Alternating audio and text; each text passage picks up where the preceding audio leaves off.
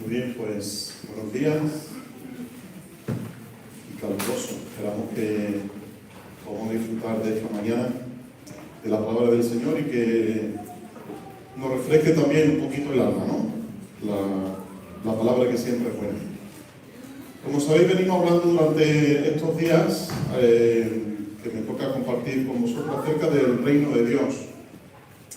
Y en esta mañana, tal y como quizás si habéis visto en el anuncio, era acerca de la justicia del reino de Dios. Y para eso nos vamos a ir a Mateo capítulo 5. Mateo capítulo 5, versículo 17. Estamos enmarcados dentro de lo que se conoce como el Sermón del Monte, dentro de todas las enseñanzas que Jesús nos da ahí. Y hay una advertencia de parte de Jesús en estos versículos que a mí me llamó la atención y que tiene que ver obviamente con el reino, y era lo que en esta mañana pues os quería transmitir también a vosotros. Dice 5:17 de Mateo: no malinterpretéis la razón por la cual he venido. No vine para abolir la ley de Moisés o los escritos de los profetas. Al contrario, he venido para cumplir sus propósitos. Os digo la verdad, hasta que desaparezcan el cielo y la tierra, no desaparecerá ni el más mínimo detalle de la ley de Dios, hasta que su propósito se cumpla. Entonces, si no hacéis caso al más insignificante mandamiento y les enseñáis a los demás a hacer lo mismo, seréis llamados los más insignificantes en el reino del cielo. Pero el que obedece la ley de Dios y las enseña será llamado grande en el reino del cielo. Os advierto, a menos que vuestra justicia supere a la de los maestros de la ley religiosa, a los escribas, y a la de los fariseos, nunca entraréis en el reino del cielo. Menuda aseveración de parte de Jesús. A menos que vuestra justicia supere a la de los escribas y los fariseos, no entraréis en el reino de los cielos. Esto es duro. Esto es duro porque a ver quién se pone al nivel religioso de escribas y fariseos, que eran los campeones del cumplimiento de la ley. Fijaos que dentro de todo el sermón del monte, Jesús menciona muchas veces la palabra justicia.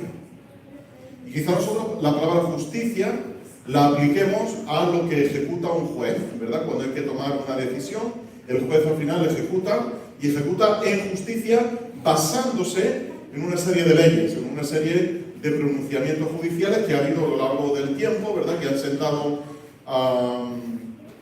jurisprudencia, y por lo tanto se puede basar en diferentes normativas para tomar una decisión justa, ¿verdad? Y cuando uno va al juez, pues desea que se le haga justicia. Pero cuando Jesús menciona aquí la palabra justicia, a menos que vuestra justicia supere a la de los maestros de la ley, igual que hace, por ejemplo, en el capítulo 6 y versículo 1, dice: tened cuidado, no hagáis vuestras buenas acciones en público para que los demás os admiren, porque perderéis la recompensa de vuestro Padre que está en el cielo. Esa palabra buenas acciones se traduce como justicia, ¿verdad? Guardaos de hacer vuestra justicia. Y aquí indudablemente no tiene nada que ver tampoco con el hecho de emitir una sentencia, sino que tiene que ver con otra cosa, que es la que vamos a descifrar en estos minutos que tenemos por delante. Quizás no tenga yo mucho que hablaros de escribas y fariseos porque conocemos su trayectoria, ¿no? Hemos leído los evangelios y conocemos perfectamente quiénes eran los escribas. Los escribas eran los eruditos de la ley, eran los que se conocían la ley perfectamente. Le preguntaban cualquier cosa acerca de la ley y te mencionaban el libro exacto donde se recogía esa sentencia o esa pregunta que tú le estabas formulando, ¿no? Se dice que uno de los grandes rabinos de la época de Jesús había memorizado, era un poquito después de Gamaliel, el que fue maestro del apóstol Pablo, dice que había memorizado todo el Pentateuco. Que uno memorice quizá algún capítulo de la Biblia, pues tiene su mérito, ¿no? Que uno se aprenda de memoria el epístola de Judas, pues tiene su mérito. Primera de Juan, segunda de Juan, tiene su mérito. Pero aprenderse el Pentateuco, de arriba a abajo, que tú lo preguntaras y te dijera exactamente dónde estaba, eso tenía mérito, ¿no?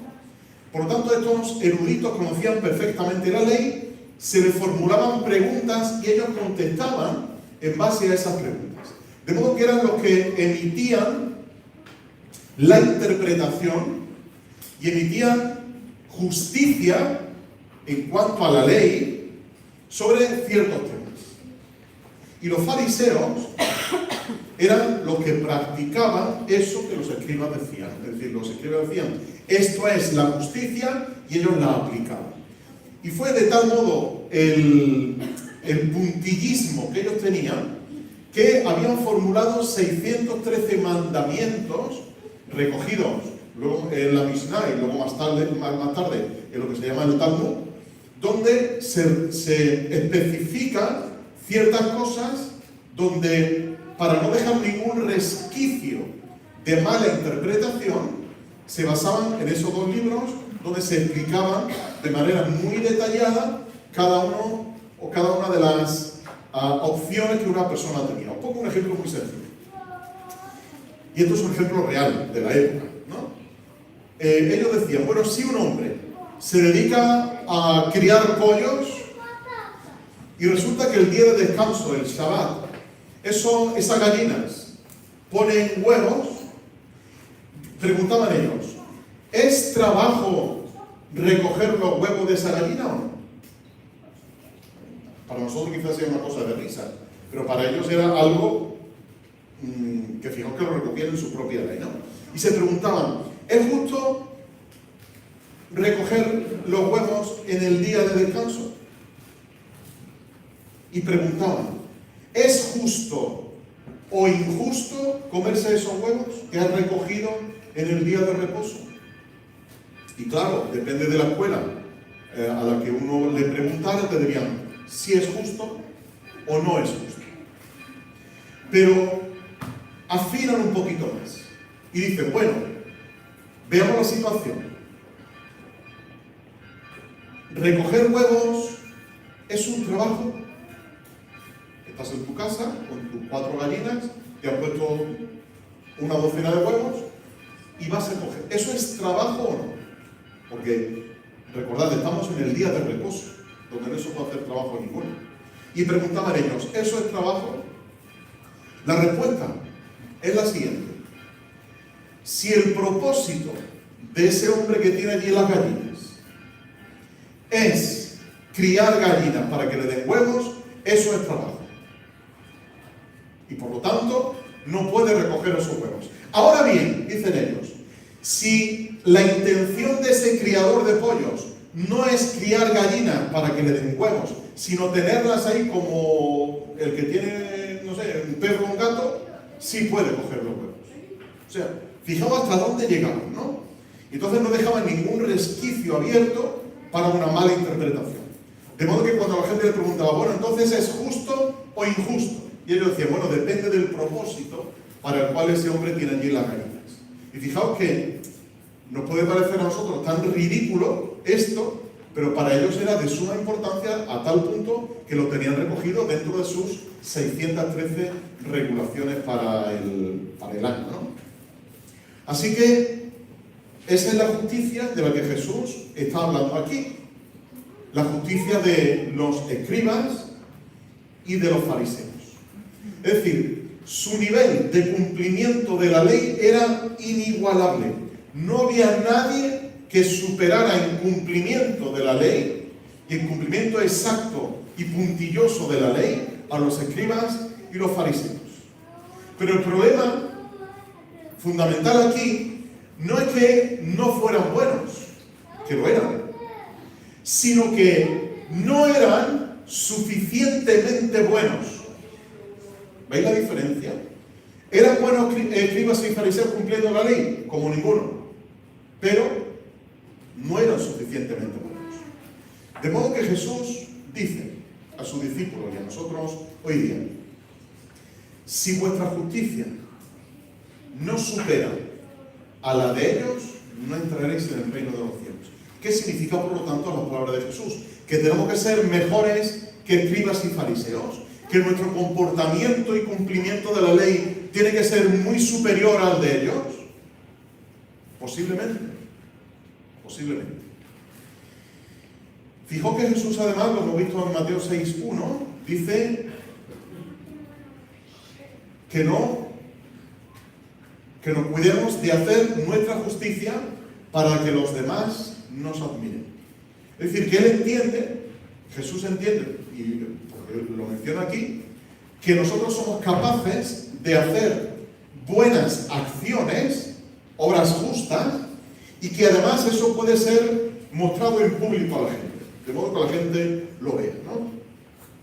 Pero podemos caer en el error que cayeron los escribas y los fariseos, y es apuntar y diseccionar la ley de tal manera que digamos: esto es justo, esto no es justo, esto está bien, esto no está bien, así se viste, así no se viste, así se acomoda una el pelo, así no se lo acomoda, una debe llevar tantas joyas, una no debe llevar tantas joyas. Entonces empezamos a diseccionar la ley, empezamos a poner números, empezamos a poner medidas de falda, empezamos a poner medida de corte de pelo, empezamos a poner medida de cuánta cantidad de maquillaje, y aunque nos parezca de nuevo, igual que escribas y fariseos, nos parezca esto de risa, hoy día esto sigue ocurriendo dentro de cierto sector de la cristiana, que depende de la longitud de la falda, eres más santa o menos santa. Y entonces nos ponemos a dar una serie de regulaciones y de mandamientos nuestros, diseccionando la ley y explicando minuciosamente toda la ley, ¿no? De modo que cuanto más cumpla yo esa disección de la ley que yo he hecho y apunte hacia un grado de santidad, mis acciones, mis justicias serán mejor delante de Dios. Y por lo tanto seré más acepto delante de Dios que otra persona que no está cumpliendo puntillosamente toda esa ley, ¿no? Y esta es la situación que Jesús plantea: vuestra justicia y la justicia de escribas y de fariseos. Y a menos que vuestra justicia no supere a la de ellos, no podéis entrar en el reino de Dios. Por lo tanto, uno podría entender aquí que lo que Jesús está pidiendo es que seamos más escrupulosos que escribas y fariseos. Pero no es lo que Jesús está diciendo. Jesús está apuntando a algo superior, a una ética superior. Mirad, ¿por qué digo esto? Por una razón sencilla. Las propias exigencias de la ley impiden que una persona pueda afirmar categóricamente que está cumpliendo la ley. Repito, la propia exigencia de la ley impide que una persona pueda decir categóricamente que está cumpliendo la ley. ¿En qué nos basamos para decir esto? Muy sencillo. Gálatas capítulo 2. Acompáñame, por favor, a la lectura de Gálatas capítulo 2, porque los gálatas tenían ese problema de a ver quién cumplía más la ley. Voy a apuntar aquí esto. Tenían problema de a ver quién cumplía más la ley y si era necesario cumplir la ley aparte de ser ya cristiano, ¿no? Y en el capítulo de versículo 16, Pablo está dejando clara una serie de cosas. Dice: sin embargo, sabemos que una persona es declarada justa ante Dios por la fe en Jesucristo y no por la obediencia a la ley. ¿Recordáis Mateo capítulo 5, verdad? Tened esto siempre en mente. A no ser que vuestra justicia supere a la de escribas y fariseos cumpliendo la ley, no entraréis en el reino de Dios. Y Pablo nos dice aquí que uno es justificado no por la obediencia a la ley. Y nosotros hemos creído en Cristo Jesús para poder ser declarados justos ante Dios por causa de nuestra fe en Cristo y no porque hayamos obedecido la ley. Pues nadie jamás será declarado justo ante Dios mediante la obediencia a la ley. Y él pone ahora un ejemplo. Supongamos que intentamos ser declarados justos ante Dios por medio de la fe en Cristo. Y luego se nos declara culpables por haber abandonado la ley. ¿Acaso esto quiere decir que Cristo nos ha llevado al pecado? Por supuesto que no. Más bien soy un pecador si vuelvo a construir el viejo sistema de la ley que ya eché abajo. Pues cuando intenté obedecer la ley misma me condenó. Así que morí a la ley. Es decir, dejé de intentar cumplir todas sus exigencias a fin de vivir para Dios. Mi antiguo yo ya ha sido crucificado con Cristo y ya no vivo yo, sino que Cristo vive en mí. Termino de leer el 20. Así que vivo en este cuerpo terrenal confiando en el Hijo de Dios, quien me amó y se entregó a sí mismo por mí. Yo no tomo la gracia de Dios como algo sin sentido, pues si cumplir la ley pudiera hacernos justos ante Dios, entonces no habría sido necesario que Cristo muriera. Así que la situación es que nadie puede cumplir la ley. ¿La cumplían escribas y fariseos? No, cumplían sus mandamientos, cumplían sus regulaciones. Pero dice Pablo, la ley no puede declarar justo a un escriba y a un fariseo. Tampoco me puede declarar justo a mí, dice Pablo. Y tampoco nos puede declarar justo a nosotros. De modo que la ley lo que hace es condenarme, versículo 19. La ley misma me condenó. Y como la ley me condena, necesito de alguien que me libre de esa condena. Capítulo 3. Ahí, Gálatas insensatos, ¿quién os ha hechizado? El significado de la muerte de Jesucristo se os explicó con tanta claridad como si lo hubierais visto morir en la cruz. Dejadme haceros una pregunta. ¿Recibisteis el Espíritu Santo por obedecer la ley de Moisés? Claro que no. Recibisteis el Espíritu porque creísteis el mensaje que escuchasteis acerca de Cristo. De modo que es Cristo quien nos redime de la condenación de la ley. ¿Os dais cuenta? Así que escribas y fariseos, con su justicia no pueden ser justificados delante de Dios. De la misma manera tú y yo con nuestra justicia, guardando hacer vuestra justicia, tampoco podemos ser aceptos delante de Dios, porque la ley nos condena. Y como la ley nos condena, es imposible para nosotros hacer justicias que nos sitúen delante de Dios en una posición privilegiada. Y como es imposible para nosotros, y no porque lo diga yo, sino porque el propio apóstol Pablo lo dice en Filipenses capítulo 3 y versículo 9, dice, ya no me apoyo en mi propia justicia. ¿Recordáis Mateo 6.1? Guardaos de hacer vuestra justicia, dice Pablo. Yo no me apoyo en mi propia justicia por medio de obedecer la ley. Más bien llego a ser justo por medio de la fe en Cristo. Pues la forma en que Dios nos hace justos delante de Él se basa en la fe. Quiero conocer a Cristo y experimentar el poder de su resurrección. De modo que para el creyente de la antigüedad y de ahora es imposible humanamente cumplir la ley de modo que nos justifique delante de Dios. Es imposible. Pero entonces, ¿por qué Jesús nos habla de que nuestra justicia tiene que ser superior a la de escribas y fariseos? Algo no encaja. Si nos pide, por un lado, que nuestra justicia sea mayor, en Mateo 6.1 nos dice que nos guardemos de hacer nuestra justicia, ¿qué justicia tenemos que hacer? ¿Qué hago entonces? Si por un lado me pide que sea mayor y por otro lado me dice que me guarde de hacer mi justicia. La justicia del reino es una justicia completamente radical. Esto quiere decir que no tiene nada que ver con la justicia de escribas y fariseos, pero tampoco tiene que ver nada con mi justicia, con mi sentido de la justicia. con qué entiendo yo que es justo y lo que le digo a los demás que es justo. Es externo a mí. Y como es externo a mí, es una justicia radical que, por un lado, en la Biblia se nos habla de que es una justicia imputada, es decir, que alguien, en este caso Dios, nos declara justos delante de Él.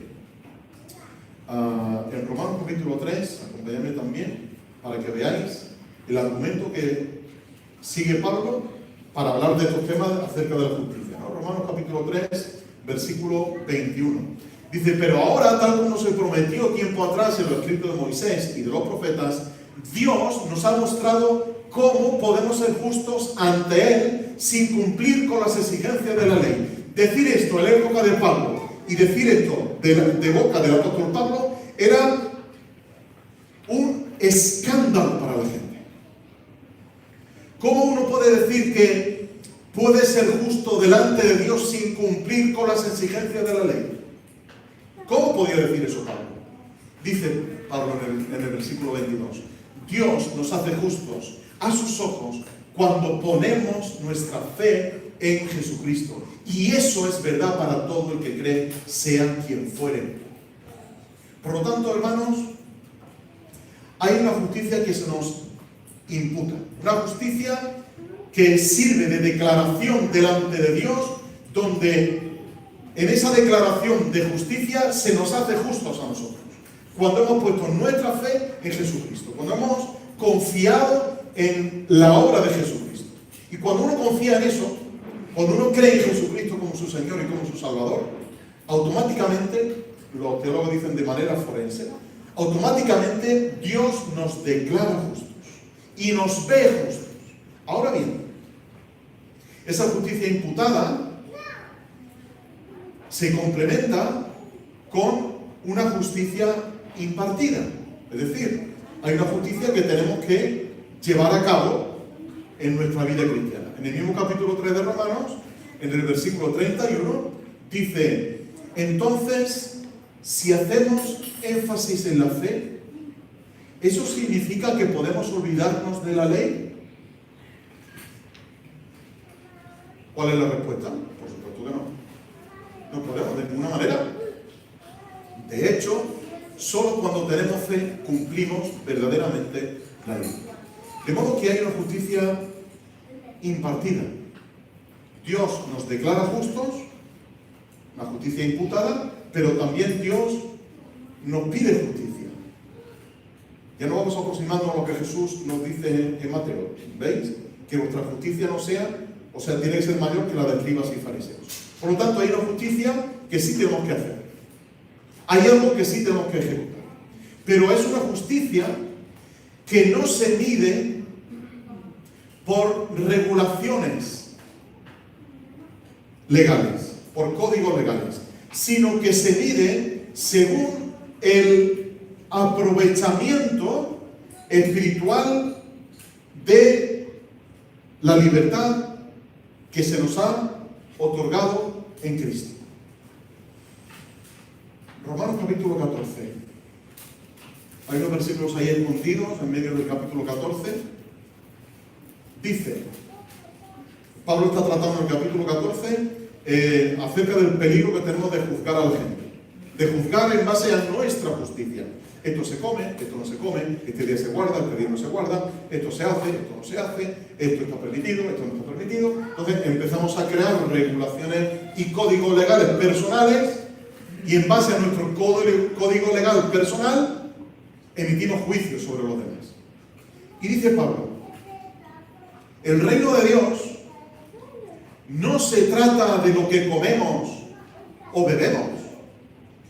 Sabéis que había una ley, la ley seca en Estados Unidos, que prohibía el consumo de alcohol para todo aquel clérigo dedicado al ministerio. Pues estaba prohibido tomar alcohol, una cerveza, un vino, eso está prohibido, ¿no? A mí se me ha condenado, no aquí, pero fuera, se me ha condenado por beber cerveza en un momento de mi vida, ¿no? Porque ya era adulto, ya era mayor de edad y sabía lo que hacía, ¿no? Tenía ya mis 20 y pico de años. Pero se me juzgaba por eso. Y se me juzgaba por si podía ir al cine o no podía ir al cine. Y hoy día, lo habréis visto seguramente en TikTok, los jóvenes, lo habréis visto en Instagram, lo habréis visto en cualquier publicación. El creyente no puede ir a ver la película de Barbie, porque el creyente no puede, pero sí debe de ir a ver la otra película que ha salido de... por ejemplo, no es la otra. Hay una película que ha salido acerca de la trata de niños y eso en Colombia. Sounds of Freedom, que se llama la voz de la libertad. Eso sí hay que ir a verla, porque esa tiene...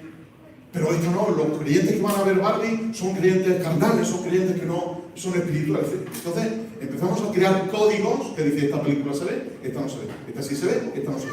Yo digo lo que hay que ver. Y mirad, yo creo que es un completo error que desde las iglesias se diga a la gente lo que hay que ver y lo que no hay que ver. Hay que enseñar a la gente a discernir lo que hay que hacer y lo que no hay que hacer. Y que de manera espiritual, en libertad delante del Señor, cada uno juzgue en su interior qué tiene que hacer delante del Señor él. Pero yo no puedo decirle a Germán, no vayas a ver Barbie, porque le estaría creando un código legal en base a mi criterio. Pero yo tengo que educar a Germán para que diga, Germán, ve a ver Barbie y después discernirá si esa película está bien o no está bien verla. Entonces vendrá con un criterio de, pues mira, esa película fomenta el feminismo, aunque parece más bien una parodia de dos personajes que esto me lo han contado esta mañana mismo, de dos personajes que salen del mundo de los muñequitos y vienen al mundo real, se dan cuenta del patriarcado, del feminismo, todo aquello, ¿no? Pero tenemos que ser lo suficientemente inteligentes como decir, esto está bien, pero tendré que verlo. Pero yo no puedo decir desde el púlpito, hermano, no vayas a ver Barbie, porque como vayas a ver la película de Barbie, estás cayendo en un pecado y debes de arrepentirte delante del Señor. Eso no lo hacen verdaderos creyentes. Y por eso dice Pablo, el reino de Dios no se trata de lo que comemos o bebemos, sino de llevar una vida de bondad, de paz, de alegría en el Espíritu Santo. Si tú sirves a Cristo con esa actitud, agradarás a Dios y también tendrás la aprobación de los demás.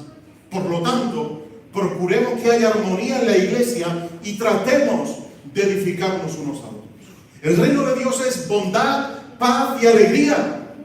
Lo que se salga de ahí está trayendo distorsión dentro del cuerpo de Cristo. Por eso dice Pablo en el 19, procuremos que haya armonía y tratemos de edificarnos unos a otros. Porque en el momento en que yo empiezo a meter códigos legales creados por mí, no creo armonía en la iglesia. Creo distorsión en la iglesia. Y como dice Pablo en Colosenses 1:13, hemos sido trasladados al reino de su amado Hijo Jesucristo. Estamos en otra esfera de vida, estamos en otro estilo de vida. Nuestro comportamiento se basa en otra cosa. Y voy a acelerar porque si no veo que no me da tiempo. Por lo tanto, voy a ir resumiendo todo lo que hemos dicho hasta ahora porque quizá se nos desordene un poco en la mente. Jesús nos dice que a no ser que nuestra justicia sea superior a la de escribas y fariseos, no entraremos en el reino de los cielos. Por otro lado, nos dice un poquito más adelante que nos cuidemos de hacer nuestra justicia delante de los hombres, para ser vistos, ¿no? Por otro lado, vemos que el apóstol Pablo dice, la justicia, la verdadera justicia, no está en el cumplimiento de la ley. De modo que para yo ser declarado justo delante de Dios, alguien me tiene que salvar. Y ese alguien es Jesucristo. Jesucristo me salva de la maldición de la ley, de la condenación de la ley, pero me declara justo delante de Dios. De modo que ya soy declarado justo delante de Dios, pero no me puedo olvidar de la ley, ¿no? De modo que, ¿qué tipo de ley tiene ahora que cumplir el cristiano? ¿Tiene que cumplir una ley de estas regulaciones de códigos legales? No. Hemos visto en Romanos 14 que el reino de Dios consiste en bondad, paz y alegría, ¿no? Consiste en libertad, consiste en ser responsable delante del Señor. Bueno, así que yo ahora estoy en esta situación, soy creyente, sé que no tengo que cumplir la ley, sé que aquello de no comer carne para mí no es, sé que aquello de mezclar tipo de ropa tampoco lo es, por lo tanto, yo ahora soy libre. Y en mi libertad voy a hacer lo que yo quiera. Si piensas esto, estás equivocado, indudablemente. Porque uno está atado a la libertad de Cristo. Y esta paradoja os la dejo ahí para que la entendáis. Uno está atado a la libertad de Cristo. Pero si yo no tengo que mostrar mi justicia, ¿qué justicia entonces tengo que mostrar? ¿Cómo va a ser mi justicia entonces mayor que la de escribas y fariseos? Bueno, la solución está en las epístolas de Pablo. Pablo es muy inspirado por el Espíritu Santo, indudablemente, pero usa las palabras exactas. Me iba a meter en un berenjenal, pero es muy tarde para meterme en un berenjenal. Así que no me meto en ningún berenjenal ahora. Efesios 1:19. Pido en oración, dice Pablo, que entendáis la increíble grandeza del poder de Dios para nosotros, los que creemos en Él. Es el mismo gran poder que levantó a Cristo de los muertos y lo sentó en el lugar de honor, a la derecha de Dios, en los lugares celestiales. ¿Has leído bien el versículo? ¿Lo has escuchado bien? Que entendamos la grandeza increíble del poder de Dios en nosotros. Y tú dirás, ¿pero cómo es ese poder? Dice Pablo, es el poder que levantó a Jesucristo entre los muertos. El mismo. Por lo tanto, si en mi corazón, si soy creyente, o puesto que soy creyente, en mi corazón tengo el poder que levantó a Cristo de entre los muertos, significa que mi vida puede ser llevada de tal manera que sea una vida increíble a los ojos de los demás. Porque pensemos, claro, nos maravillamos en que Dios resucitó a Jesucristo entre los muertos. Y para resucitar a un muerto y darle de nuevo vida, hace falta un increíble poder. El poder de Dios. Dice Pablo, pues ese es el que tenéis a vuestra disposición en vuestro corazón. Dios opera en vosotros, trabaja en vosotros con el mismo poder que levantó a Jesucristo entre los muertos. ¿Entendemos esto, hermano? ¿Entendemos la magnitud de esto? Porque si no la entendemos, estamos en un problema. Y es que nos sentimos débiles. Esto el problema yo no puedo arreglar. Esta situación para mí es incontrolable. Esto era inevitable que pasara, etcétera, etcétera, etcétera. Pero dice Pablo, ese poder lo tenéis ahí. Lo dice luego en el versículo 20 del capítulo 3. Lo vuelve a repetir. Dice, y ahora que toda la gloria sea para Dios, quien puede lograr mucho más de lo que pudiéramos pedir o incluso imaginar, mediante su gran poder que actúa en vosotros. Algo mucho más de lo que puedes pedir o incluso imaginar, ese poder actúa en vosotros. Ya, pero esta adicción yo no la puedo terminar, porque soy incapaz. Claro, tú eres incapaz, has dicho una verdad muy grande. Pero el poder de Cristo en ti lo puede hacer. No puedo solucionar este problema con este hermano o con esta hermana. Claro que no, tú no puedes. Pero sí puede el poder de Cristo en ti. Y hasta que no entendamos esto, seguiremos viviendo en problemas. Y seguiremos metidos en problemas. Filipenses 2:13. Ocupaos, ayúdame porque lo sabía de memoria. Ocupaos en vuestra salvación con temor y temblor. ¿Qué más dice? Porque Dios es el que produce el querer y el hacer por su buena voluntad. De modo que, ¿tengo yo que ocuparme de mi vida cristiana? Claro que sí. ¿Pero en qué sentido? En dejar que el Espíritu obre en mi vida y trabaje en mi vida continuamente. Y entonces veré progreso en mi vida, veré progreso en mis relaciones con los demás, veré progreso en mi familia, veré progreso en mi matrimonio, veré progreso en mi vida en la iglesia, veré progreso en mi vida del trabajo, veré progreso en todas las áreas de mi vida. Porque es el poder de Dios obrando en mí. Por eso dice Jesús, guardaos de hacer vuestra justicia, porque vuestra justicia no vale para nada. Es la justicia que yo os doy. Es el poder que el Espíritu Santo viene a obrar en vuestra vida. Es la justicia del reino la que viene a operar en vosotros, y es esa justicia la que el mundo tiene que ver, porque luego lo menciona, Jesús lo menciona también en el Sermón del Monte. Dice que los demás vean vuestras buenas obras y glorifiquen a vuestro Padre que está en los cielos. Por lo tanto, hermano y hermana, ¿tú y yo somos incapaces? Sí, lo somos, pero somos capacitados por el Espíritu Santo para vivir una vida como Dios manda. Y Jesús se detiene a explicar esto desde el versículo 21 del capítulo 5 de Mateo y en adelante. Nos habla acerca del enojo. Tenemos ataques de ira, tenemos arranques emocionales, ¿no? Y Jesús redefine lo que los rabinos en ese momento estaban definiendo. La ley dice: no asesines, no matarás. Si cometes asesinato, quedarás sujeto a juicio. Pero yo digo, eso era típico de los rabinos en aquella época. La ley dice esto, pero yo digo, interpretaban la ley. Y Jesús toma eso y dice, un momento, yo voy a definir definitivamente lo que quiere decir el mandato. No asesines, ¿eso lo dice la ley? Claro que sí.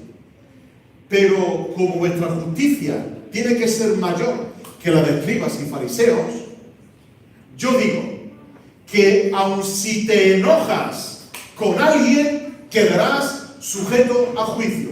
De modo que Jesús está igualando el asesinato al enojo, al arranque de cólera contra una persona, a tal punto que uno lo llame fatuo, lo llame idiota, lo llame imbécil, que es el término que se usa ahí.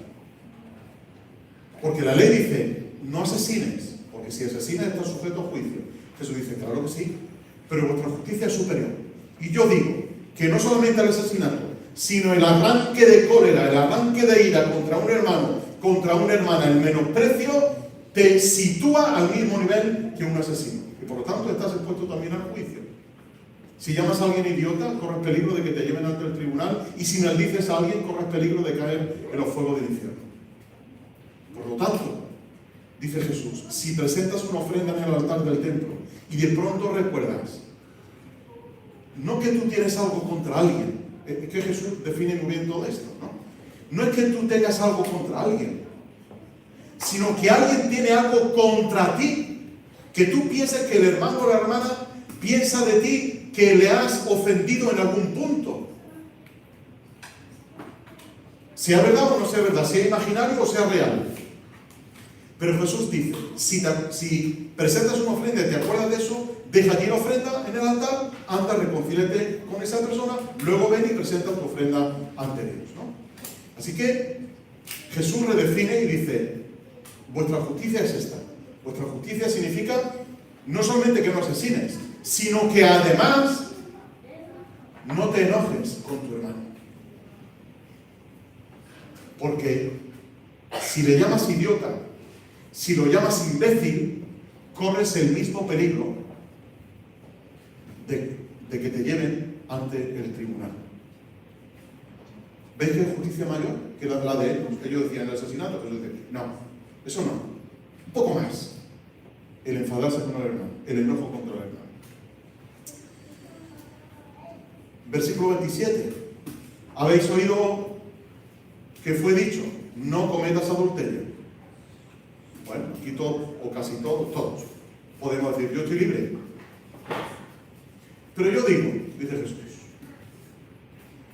que el que mira con pasión sexual a una mujer, con lujuria a una mujer, ya ha cometido adulterio con ella en el corazón.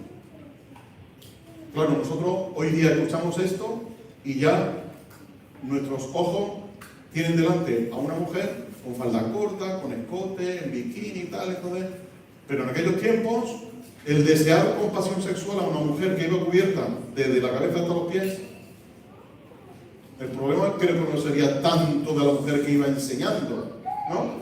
Sería más bien del hombre que miraba con ojos que no debía de mirar, ¿sí o no? Porque no es problema de la longitud, porque ella ya digo, iban cubiertas de pies, de cabeza a pies, ¿no? El que mira con pasión sexual a una mujer ya ha cometido adulterio con ella en el corazón. ¿Cuál es la justicia mayor? ¿El cometer adulterio? No. El mirar con pasión sexual a una mujer que no es la tuya. Por lo tanto, Jesús está regulando la pureza, la lujuria. Y dice, esto no, es mucho más que eso. Regula, versículo 31, el divorcio. Un hombre puede divorciarse de su esposa con solo darle por escrito un aviso de divorcio. Decía la ley. Pero yo digo que un hombre que se divorcie de su esposa, a menos que ella le haya sido infiel, hace que ella cometa adulterio. Antes se le echaba la culpa a la mujer. En el tema del divorcio, había una serie de regulaciones que decían, si la mujer te ha hecho el potaje de lentejas y le ha quemado varias veces a lo largo de todo el mes, tú tienes derecho a darle una carta de divorcio porque esa mujer no te la mereces, ¿no? Entonces el hombre estaba en una posición de decir, si no me gusta esto, pues que no me dé lentejas quemadas durante un mes, que si no, me libro de ella, ¿no? O si tal, o si tal. Entonces tenían una serie de regulaciones. Dice, no, el problema no es de la mujer. El problema es que el hombre que se divorcie de su esposa, a menos que ella la sea infiel, está incitando a ella a cometer adulterio. Porque la mujer en ese momento quedaba completamente desamparada si no tenía marido. Y debía buscarse uno. Aparte de todo el tema que llevaba el arreglo familiar, etcétera, etcétera, ¿no? Hace que ella cometa adulterio. Estás incitando a tu esposa a que cometa adulterio. Así que la culpa es también del hombre. Y el que se casa con una divorciada también comete adulterio. Porque el hombre quedaba libre porque él había dado la carta de divorcio a su mujer. Y él estaba libre, ¿no? Dice Jesús, no, tú no estás libre tampoco. El que se casa, no la que se casa, el que se casa con una divorciada también comete adulterio. Así que Jesús, fijaos que está redefiniendo todo esto. Luego habla de los juramentos, del versículo 33 en adelante, y dice que no juremos. ¿Oíste que fue dicho? No rompas tu juramento, debes cumplir con los juramentos que le haces al Señor. Pero yo digo, no hagas juramento, no digas por el cielo, te juro por el cielo. Alguien te dice, no, yo te juro por la tierra. El otro dice, no, pues yo te juro por el templo. El otro dice, no, pues yo te juro por los pasos del templo, ¿no? En el mundo escolar, en ciertos ámbitos donde muchos de nosotros nos movemos, te dice, te juro por Dios. Y te dice el otro, no, yo te juro por los ojos de Dios, ¿no? O te dicen, delante de Dios, dice el otro, no, delante de los ojos de Dios. Como si fueran añadiéndole.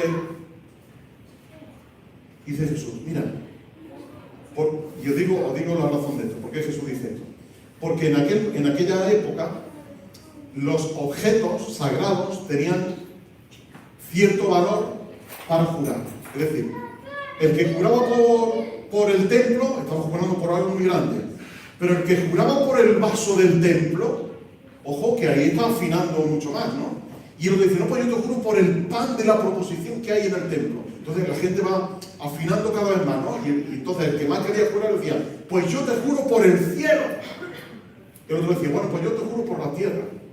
Y entonces como diferentes objetos tenían diferente grado de santidad, pues cada uno juraba porque le convenía, ¿no? Que luego ni el vaso, ni el pan, ni nada de eso tenían valor en sí, ¿no? Pero ellos juramentaban por eso. Dice Jesús, pues ni juran ni por una cosa ni por la otra. Se te está pidiendo fiabilidad, se te está pidiendo honestidad, se te está pidiendo que tu sí sea sí y que tu no sea un no, que seas una persona de palabra.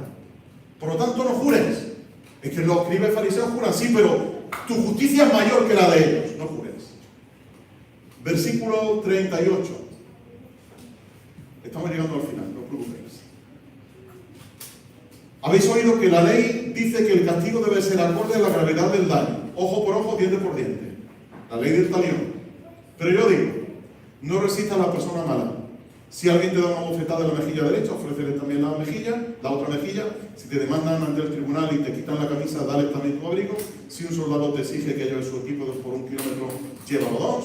Y dale a los que te pidan y no des la espalda a quienes te pidan prestar.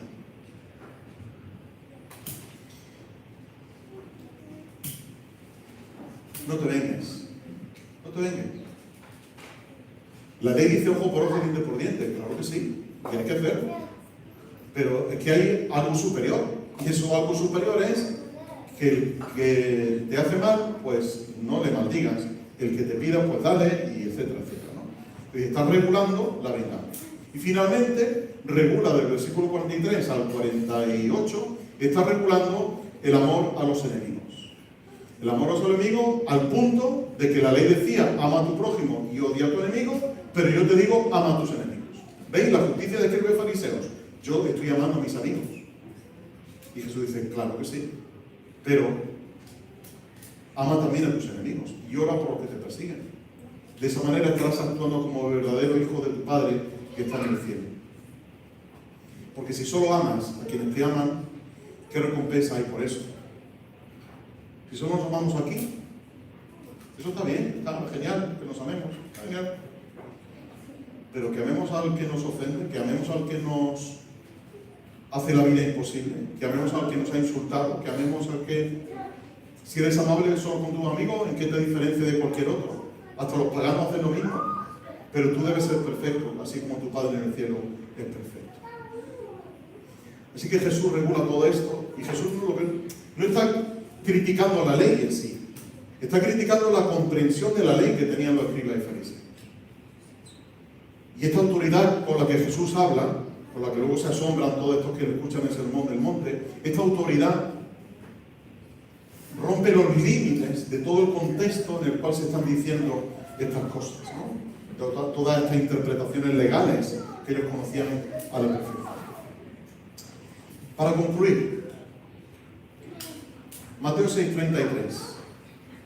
Buscad primeramente, dilo cita, dilo que te lo saben, el reino de Dios y su justicia, y las demás cosas se os darán por añadidura.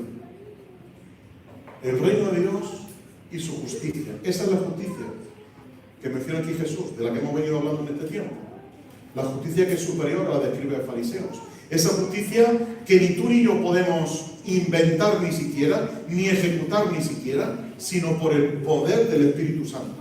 Porque Dios pone en nosotros la capacidad, pone en nosotros la competencia de poder llevar a cabo las buenas obras. No porque tú tengas la capacidad o tú quieras llevar a cabo eso, sino porque Dios lo pone en ti. En el reino lo importante es el ser que lleva a la gente a hacer. Lo que soy me lleva a hacer cosas. Si soy, como dice aquí Jesús en el versículo 48, si soy perfecto, estoy imitando a mi Padre en los cielos, que es perfecto. Y por lo tanto, puedo llevar una vida justa delante de Dios y delante de los demás, pero con la capacitación del Espíritu Santo. La justicia de Dios, dice un escritor, la justicia que Dios demanda, o nos la da Él, o estamos perdidos. O Dios nos da la justicia que tú y yo tenemos que hacer, las obras buenas que tú y yo tenemos que hacer, o estamos perdidos. Porque la justicia que el reino de Dios demanda, el reino de Dios tiene que darla. El reino de Dios demanda justicia, pero el reino de Dios me da esa justicia. Lo que tengo que hacer es apropiarme de ella por la fe en Jesucristo. Apropiarme de ella en base a lo que Cristo ha hecho por mí, porque ha venido a cumplir la ley. El fin de la ley, dice el apóstol Pablo, es Cristo. El cumplimiento final de la ley está en Cristo.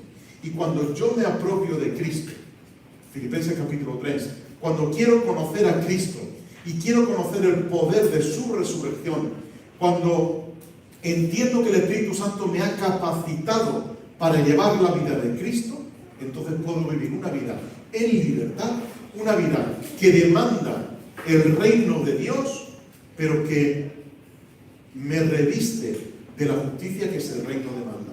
De modo que yo por mí mismo no puedo ser superior a escribas y fariseos, porque para mí es imposible, Pero la justicia radical y superior del reino, que el reino demanda, me la da Cristo.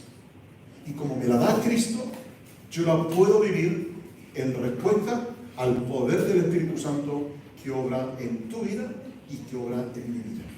De modo que todo se resume en que tengo que dejar que el Espíritu Santo obre en mi vida y que la obra y el fruto del Espíritu Santo se vean en mi vida. De otra manera serán mi justicia, mis buenas obras, mis buenas acciones, mis regulaciones y códigos legales los que no igualen la justicia de escribas y fariseos, porque me voy a quedar muy por debajo.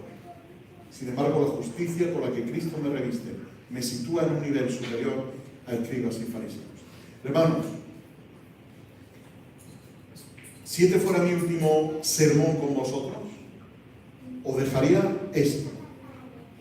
El poder que el poder que Dios obró levantando a Jesucristo entre los muertos es el poder que tú y yo tenemos hoy día a nuestra disposición, viviendo dentro de nosotros para poder llevar una vida cristiana tal y como Dios demanda. Dejemos que el poder del Espíritu Santo obre en nuestra vida para llevar vidas conforme a la voluntad de Dios, para no llevar vidas derrotadas, para no llevar vidas diciendo esto no lo he podido superar, esto yo sé que es imposible, esto no voy a poder cambiarlo, este hermano no va a poder cambiar en su vida, a esto no lo puedo admitir en mi comunión, a esto no lo puedo recibir. Eso es ajeno a la vida del creyente. Porque el poder de Cristo supera todo eso. Así que, hermanos, busquemos el reino de Dios y busquemos su justicia, porque las demás cosas nos serán dadas por añadidura. Amén.